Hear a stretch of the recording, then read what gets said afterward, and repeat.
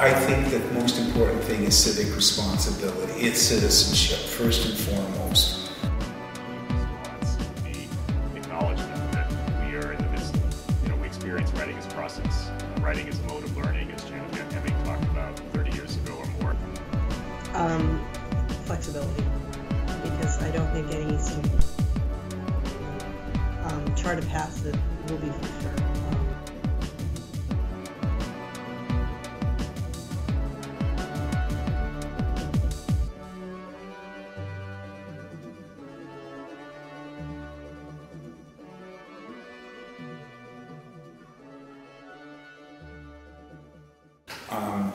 The whole idea, and I said before, that language gets us involved in the larger community. Without language, there's no communication. I mean, that's what it's all about. And to somehow to be closed off, to somehow to see yourself as this individual that is not influenced by anything on the outside, or worse yet, you don't influence things on the outside. I think that what would happen here is that written communications wouldn't make us, extroverts in the usual sense of the word, but it would somehow get us involved in this larger world that is so important.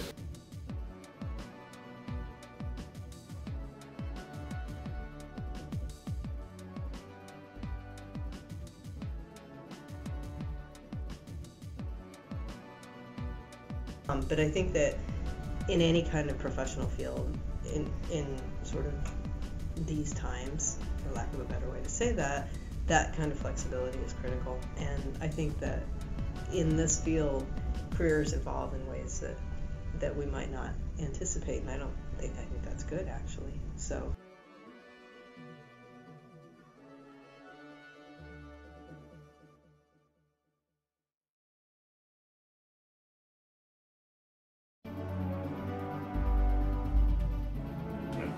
We are in the midst of, we experience writing as a process.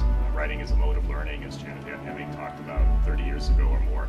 And it's something that, again, we may sort of take for granted now, insofar as what our field describes as the basics of teaching writing and such.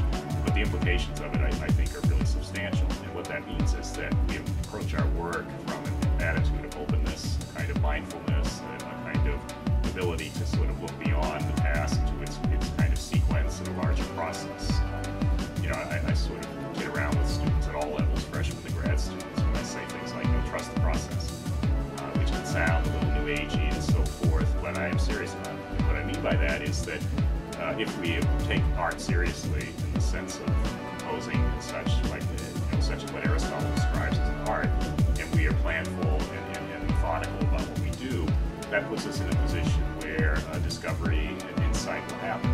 But then that requires an openness in us. That is an ability to sort of follow the process, to trust ourselves.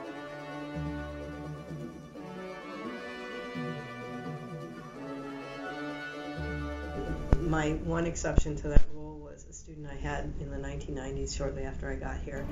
Her name is Deb, and she came to me and she said, I'm doing such and such, and this is my plan, and here's where I'll be in 10 years. And at the time, she was probably about 19 or 20 when she told me this, and I thought, okay, yeah, right. And I almost kind of chuckled about it myself.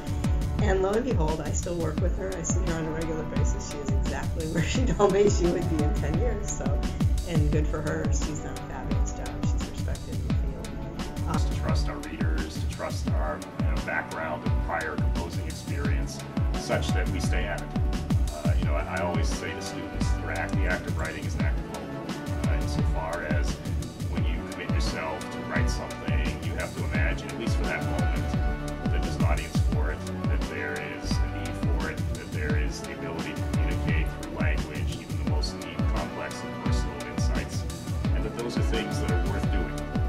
All of us as humans have this sort of position of making decisions about what matters and what doesn't. Part of sending students to college is helping them ponder the implications of those choices in a conscious, direct, and often rational manner. But the implications of it, I think, are really substantial. And what that means is